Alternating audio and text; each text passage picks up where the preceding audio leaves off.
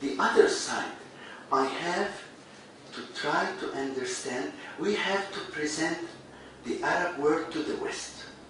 That's why there are translations. And this is a necessity.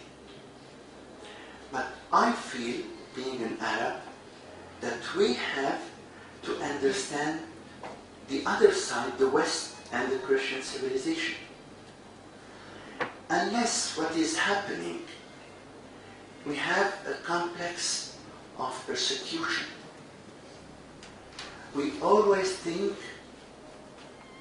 we are persecuted, the world does not understand us, they present only the negative aspect of our life and so on. Is it so true? My feeling is that there are at least two words, there are much more, and we don't understand each other. So I had to understand why they work in such a strange way, for me strange. Why they publish the Danish caricatures. Is that first to address me? Is it something in their culture that they criticize everybody and they think this is freedom? What kind of people, of group, of religious feeling they criticize? And why they did precisely that? And why they presented it in that way? Is there something in me which could explain that, and so on? Only through this kind of reflection we could come to the aim, which is dialogue and peace. Unless, even with the best information, we have two positions, if not 10, and that's all. But it's not yet dialogue. So to have an archive presenting and explaining, I will come to explaining the information from one and from the other side. And when I said, we used to say the Arab and Islamic world. And I think we have to understand the Western and the Christian. We have to give an information through the media about Islam in itself also, and about Christianity in itself also. How to use this archive. I need two kinds of research matters, way of research. One is the Google type, which is wonderful, simply.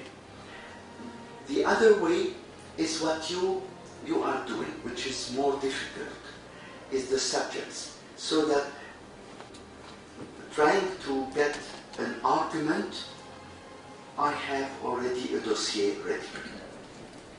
The third point is the analysis of this data. To analyze the situation is what fails, what we don't have. We have facts, how to read and interpret them. And here I think the program, as you are thinking, is very interesting. To go to the universities, the students, I will try in my university, in St. Joseph University in Beirut, and in Rome, the Pontifical Oriental Institute, I will try to propose master's programs, thesis, PhD, based on ENAWU.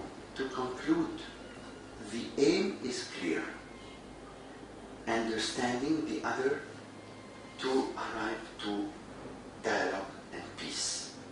The means are clear, and information, serious information, that's why the archive, a serious information, right interpreted, analysis, through young people, through the media,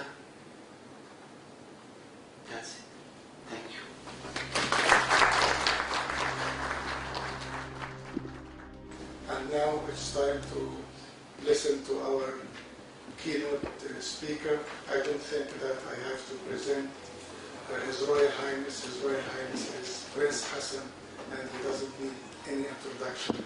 So please have the floor. I wanted to recall that last week the General Assembly of the United Nations invited me to a conversation. It started at 9 o'clock in the morning and ended at 6 o'clock in the evening on the subject of human security.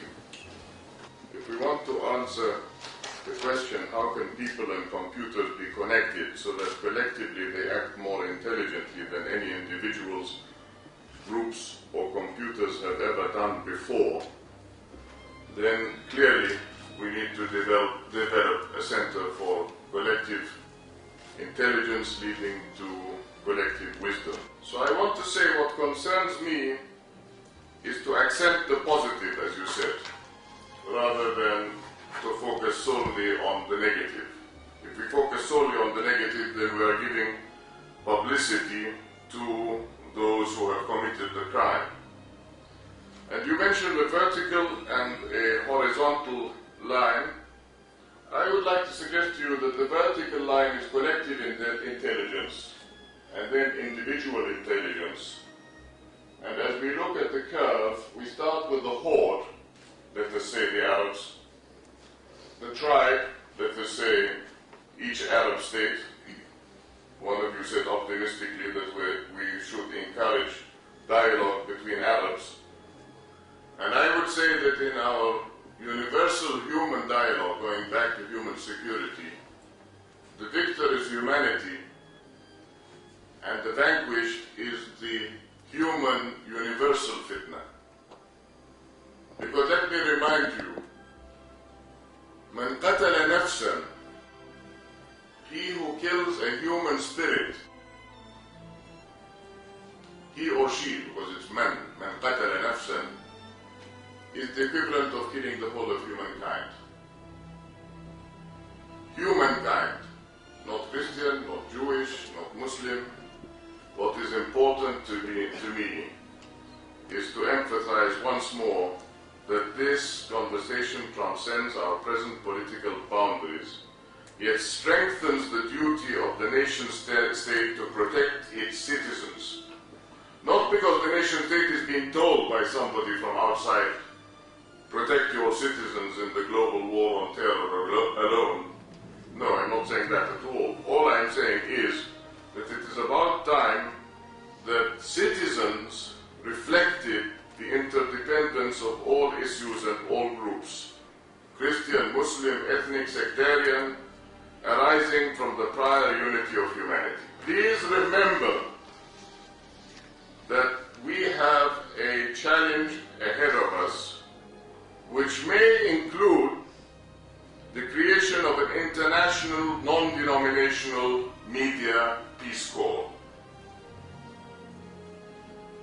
In the same way as the US Peace Corps carries out many fantastic services around the world, there is scope for an international, non-denominational media Peace Corps if we develop that relationship between scholars and journalists, independent from the political agenda of any one state. Such a body could be manned by young people who would report on events from the ground with the expressed intention of providing coverage free from the distortion that comes from the editor's mediation. So if we want to use the network to make a difference, then the network in this collaborative methodological workshop should also develop a crisis avoidance capability. If the barometer is rising in Copenhagen or in Holland, then maybe the moment has come for somebody to try to make some sense